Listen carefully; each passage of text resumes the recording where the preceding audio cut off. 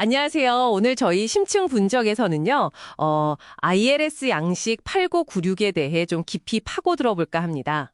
네. 그 적격 기회기금, QOF 관련 양식 말씀이시죠? 네, 맞아요. 이게 그냥 뭐 세금 서류가 아니라 QF가 진짜로 약속한 대로 그 적격 기회구역, QG에 투자를 제대로 하고 있는지 그걸 확인하는 아주 핵심적인 장치잖아요. 그렇죠. 사실 QOF 프로그램 자체가 좀 경제적으로 어려운 지역에 자본을 넣으려고 만든 거니까요. 네, 그래서 당신이 만약 QF에 관심이 있거나 이미 운영 중이라면 이 양식이 어떻게 돌아가는지 꼭 알아야 할 필요가 있겠죠. 네, 저희 임무는 이 복잡해 보이는 걸 좀 명확하게 풀어드리는 겁니다. 맞습니다. 이 양식 8996의 진짜 핵심은 뭐니 뭐니 해도 그 90% 투자 기준 확인 부분이에요. 90%요? 네.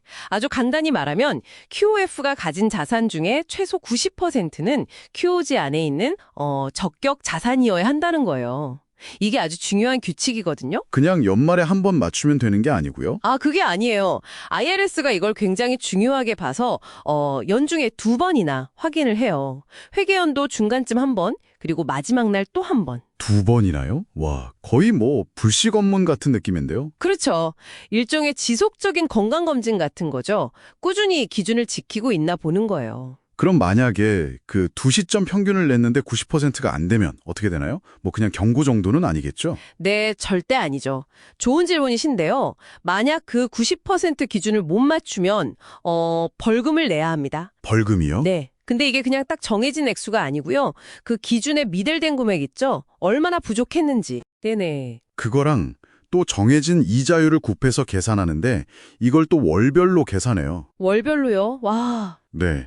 월별로 계산해서 다 합치는 방식이라 만약 기준 미달 상태가 길어지면 벌금이 점점 커질 수 있는 거죠. 이야, 이거 뭐 대충 운영하다가는 큰일 나겠네요. 정말 촘촘하게 만들어놨네요. 그렇죠. 연말에만 잠깐 기준 맞추는 뭐랄까 그런 꼼수를 막으려는 의도가 확실히 보이죠. 그렇군요.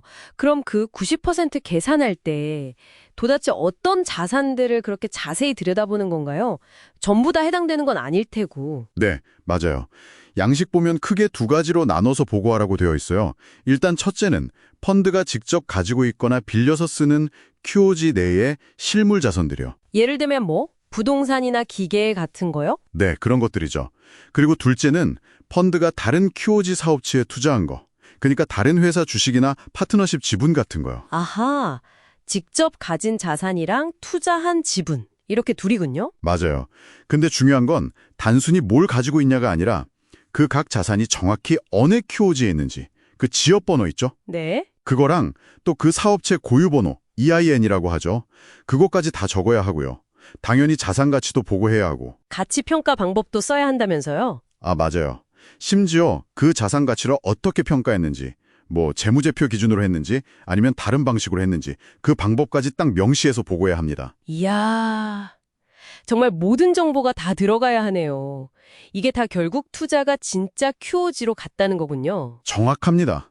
증빙자료인 셈이죠. 자, 그럼 정리를 좀 해볼까요? 이 양식 8996이라는 건 결국 QOF가 세금 혜택을 받는 만큼 약속대로 QOZ에 충분히 그리고 꾸준히 투자하고 있다는 걸 아주 구체적인 데이터로 보여줘야 하는 보고서다. 그렇죠. 어디에 무엇을 얼마나 가지고 있는지, 심지어 어떻게 평가했는지까지 투명하게 밝혀라, 이거네요? 네, 바로 그겁니다.